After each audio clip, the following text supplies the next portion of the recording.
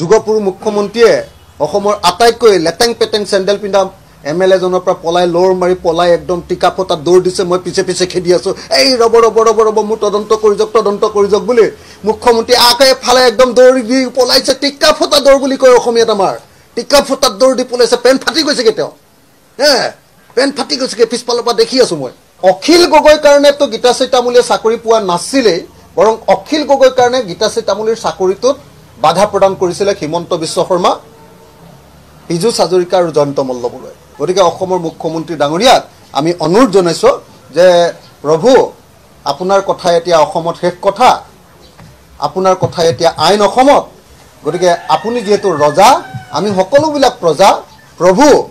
আমাক নৈতিকতা কি বস্তু এবাৰ শিকাই দিয়ক প্ৰভু আপুনি নিজে নিজক কেনেকৈ তদন্ত কৰিব পাৰে আপুনি এবাৰ শিকাই দিয়ক কাৰণ আপুনি কোৱা কথাটোৱে এতিয়া ভগৱানৰ বেদবাক্য ভগৱানৰ বাক্য আৰু আপুনি কোৱা কথাটো এতিয়া ৰজাৰ বাক্য আমি প্ৰজাবিলাকে সবে মানিবলৈ বাধ্য কাৰণ আমি এখন হিটলাৰৰ দেশত বসবাস কৰিছো যদি তুমি জানিছিলে তেখেতে কৈছে যে মই তেতিয়া শিক্ষামন্ত্ৰী আছিলো মই তেতিয়া জানিছিলো যদি তুমি জানি শুনি তোমাৰ শিক্ষামন্ত্ৰীত্বৰ দিনত এনেকুৱা কেলেংকাৰী কৰিবলৈ দিছিলা তেতিয়া ক'লে তো শিক্ষামন্ত্ৰী হিচাপে তুমিও পদত্যাগ কৰিব লাগে এনেকুৱা উলুটা পুলুটা কাম কৰিব পৰা মানুহ চাগে পৃথিৱীয়ে জন্ম দিয়া আটাইতকৈ খাতাৰনাক মানুহজনে চাগে হিমন্ত বিশ্ব শৰ্মা যদি চ্যালেঞ্জ লয় তেতিয়া হলে মুখ্যমন্ত্ৰীক মই চ্যালেঞ্জ দিছো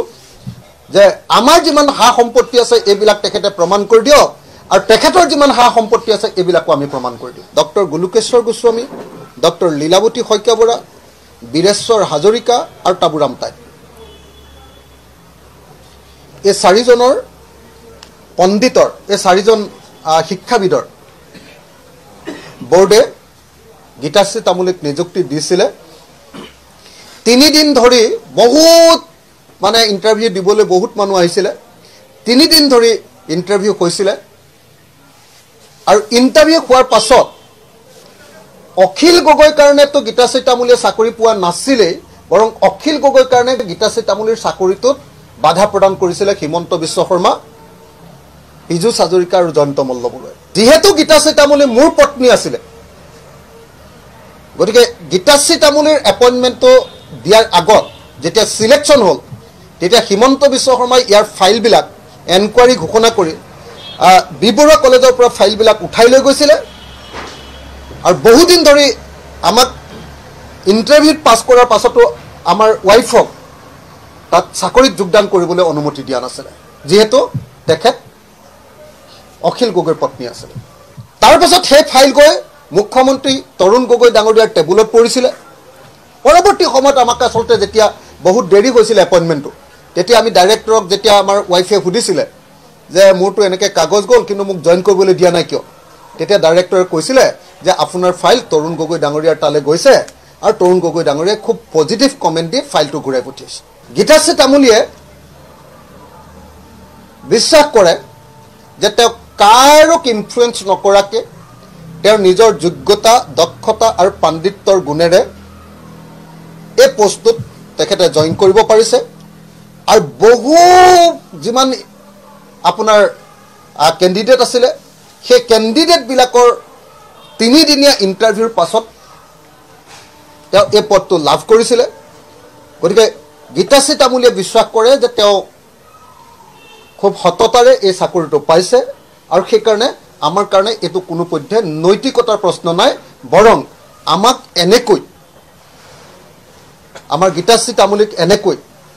অত্যাচাৰ কৰাটো মুখ্যমন্ত্ৰীজনৰ এটা ব্ল্যাকমেইলিং আৰু এটা মানসিক অত্যাচাৰৰ বাহিৰে আমাৰ কাৰণে আন কোনো কাম হোৱা নাই অসমৰ মুখ্যমন্ত্ৰী এজনে অসমৰ এগৰাকী মহিলাক তেওঁৰ প্ৰতিজন MLA হোৱাৰ কাৰণে আৰু বিৰোধী পক্ষৰ MLA হোৱাৰ কাৰণে গীতাশ্ৰী তামুলীক এনেকৈ ব্ল্যাকমেইল কৰিছে গীতাশ্ৰী তামুলীক এনেকৈ মানসিকভাৱে অত্যাচাৰ কৰিছে আৰু মানসিকভাৱে অত্যাচাৰ কৰি এতিয়া আকৌ উল্টাই তেখেতে নিজে কৈছে যে নৈতিকতাৰ খাতিৰত গীতাশ্ৰী তামুলীয়ে চাকৰিটো এৰি দিব লাগে গতিকে নৈতিকতাৰ সংজ্ঞা এবাৰ অসমৰ মুখ্যমন্ত্ৰীয়ে নিজে দি দিলে ভাল হয় দ্বিতীয়তে অসমৰ মুখ্যমন্ত্ৰীয়ে কৈছে যে তদন্ত তেখেতে নকৰে চৰকাৰে নকৰে তদন্ত আমি নিজে নিজৰ তদন্ত কৰিব লাগে এই টেকনিকটো আমাৰ নাই মানে নিজে নিজৰ তদন্ত কৰাৰ টেকনিকটো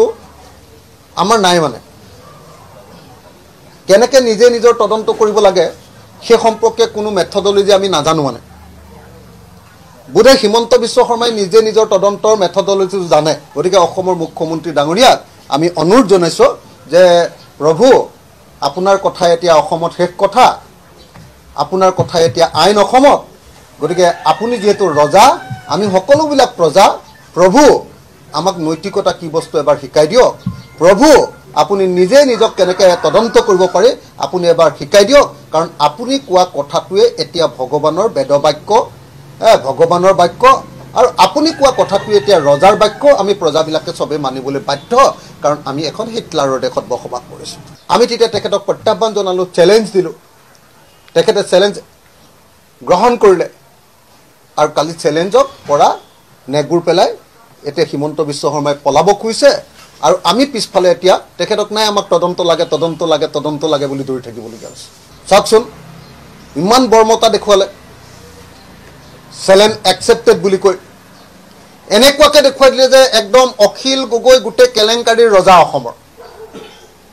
এনেকুৱাকৈ দেখুৱাই দিলে যে অখিল গগৈ আন্দোলন কৰি থাকোঁতে নিজৰ ঘৈণীয়েকক কলেজৰ প্ৰফেচাৰ দিবলৈ সক্ষম হৈছিলে ই কিমান 2 নম্বৰী আৰে যদি তুমি তদন্ত কৰিবলৈ সাহস নকৰা তেতিয়াহ'লে এগৰাকী নাৰীক এনেকৈ তুমি কিয় অত্যাচাৰ কৰিলা মানসিকভাৱে এখন কলেজত বি বৰুৱাৰ নিচিনা উত্তৰ পূৰ্বাঞ্চলৰ ভিতৰতে আটাইতকৈ বেছিকৈ গ্ৰেড পোৱা এখন কলেজক তুমি কিয় বদনামী কৰিছা যদি তুমি জানিছিলে তেখেতে কৈছে যে মই তেতিয়া শিক্ষামন্ত্ৰী আছিলোঁ মই তেতিয়া জানিছিলোঁ যদি তুমি জানি শুনি তোমাৰ শিক্ষামন্ত্ৰীত্বৰ দিনত এনেকুৱা কেলেংকাৰী কৰিবলৈ দিছিলা তেতিয়াহ'লে তো শিক্ষামন্ত্ৰী হিচাপে তুমিও পদত্যাগ কৰিব লাগে যদি সঁচাকৈ জানি শুনি হিমন্ত বিশ্ব শৰ্মাই গীতাশ্ৰী তামুলীক বীৰ বৰুৱা কলেজত 2 নম্বৰী এপইণ্টমেণ্ট দিবলৈ অনুমতি দিছিলে তেতিয়াহ'লে শিক্ষামন্ত্ৰী হিচাপে আৰু এতিয়া সেইজন শিক্ষামন্ত্ৰীয়ে মুখ্যমন্ত্ৰী হৈ থকা হিচাপত মুখ্যমন্ত্ৰীজনে এতিয়া পদত্যাগ কৰিব লাগেনে নাই নৈতিকতাৰ প্ৰশ্নত তেখেতেতো আমাক নৈতিকতাৰ কথা কৈছে নৈতিকতাৰ প্ৰশ্নত তেখেতে পদত্যাগ কৰিব লাগে নে নালাগে এনেকুৱা উলুটা পুলুটা কাম কৰিব পৰা মানুহ চাগে পৃথিৱীয়ে জন্ম দিয়া আটাইতকৈ খাতাৰনাক মানুহজনে চাগে হিমন্ত বিশ্ব শৰ্মা যদি চেলেঞ্জ লয় তেতিয়াহ'লে মুখ্যমন্ত্ৰীক মই চেলেঞ্জ দিছোঁ যে আমাৰ যিমান সা সম্পত্তি আছে এইবিলাক তেখেতে প্ৰমাণ কৰি দিয়ক আৰু তেখেতৰ যিমান সা সম্পত্তি আছে এইবিলাকো আমি প্ৰমাণ কৰি দিওঁ আমাৰ পৰিয়ালৰ আমাৰ ল'ৰা আমাৰ পত্নী আৰু মোৰ এটা পৰিয়াল বুলি যাক বুজায় আৰু হিমন্ত বিশ্ব শৰ্মাৰ ছোৱালী ল'ৰা পত্নী তেওঁৰ আৰু তেওঁ বিভিন্নজনৰ নামত সব জানো এইবিলাক কাহিনী কাৰ নামত ক'ত পইচা বাগান ৰাখি থৈছে কাৰ নামত ক'ত কোম্পানী ৰাখি থৈছে কাৰ নামত কি কৰিছে সব বস্তুবিলাক দেখুৱাই দিম যদি তুমি স্বীকাৰ কৰিছা যে আমি কেলেংকাৰী কৰা নাই তেতিয়াহ'লে তুমি ৰাজহুৱাকৈ ক্ষমা খোজা ভাই তুমি আমাক কিয় এনেকুৱা ধৰণৰ অত্যাচাৰ কৰিলা কিমান পত্নীয়ে কিমান মানসিক অত্যাচাৰ পাইছে এইকেইদিনত পত্নীৰ পৰা মই কিমান গালি খাইছোঁ ঘৰত কিমান কাজিয়া হৈছে তেওঁ কৈছে যে আমাৰ চানমাৰী ঘৰটোতে এতিয়া আমি হেৰি দি আছোঁ প্ৰেছ মিট দি আছোঁ সকলো সাংবাদিকে গোটেই ঘৰটো এবাৰ চাই লৈ এটা ভিডিঅ' ৰেকৰ্ডিং কৰি অসমৰ মানুহক দেখুৱাই দিয়ক যে এই ঘৰটোতো এগৰাকী কলেজৰ টিচাৰে কিনিব পৰা ঘৰ হয়নে নহয় ওচৰতে মালিক আছে মালিকৰ পৰা সুধি লওক আৰু তদন্ত এটা কৰি লওক এই কি কয় আপোনাৰ হেৰিয়াৰ পৰা বেংকৰ পৰা এবাৰ তদন্ত এটা কৰি লওক যে আমি 2 নম্বৰী কৰি পইচা দিছোঁ নে আমি বেংকৰ পৰা পইচা লৈ ডাইৰেক্টলি পইচা দিছোঁ মই আকৌ কৈছোঁ মুখ্যমন্ত্ৰী হিমন্ত বিশ্ব শৰ্মা এজন ৰাজনীতিক আৰু তেওঁ যিমান দৰমহা পায় তাতকৈ মোৰ পত্নী গীতাশ্ৰী তামুলীয়ে বেছি দৰমহা পায় মুখ্যমন্ত্ৰী হিমন্ত বিশ্ব শৰ্মাৰ তেওঁৰ দৰমহাকেইটাৰে গোটেই অসমত মানুহে হিচাপ কৰিব নোৱাৰাকৈ অগণন সম্পত্তি হৈছে আৰু আমি আছোঁ অসমৰ ভিতৰতে এটা ভগা ঘৰত কোনো বিধায়কে চাগে এনেকুৱা ভগা ঘৰত নাই চাই লওক সেইদিনা টিংখিনি বদলাইছোঁ ভিতৰত গোটেই পানী পৰে চাওকগৈ গোটেই ভিতৰত পানী পৰা গোটেই এইটো ক'লা হৈ আছে নহয় হেলুৱে ধৰি আছে মুখ্যমন্ত্ৰীয়ে পোৱা টকাকেইটাৰে গোটেই অসমত আৰু বিদেশত আৰু গোটেই ভাৰতবৰ্ষৰ বিভিন্ন ঠাইত মুখ্যমন্ত্ৰীয়ে সম্পত্তি কৰিলে আৰু আমাৰ পত্নীয়ে মোৰ পত্নীয়ে আপোনাৰ চানমাৰীত এটা পুৰণা ঘৰ কিনিলে সেই পুৰণা ঘৰটো কিনাৰ কাৰণে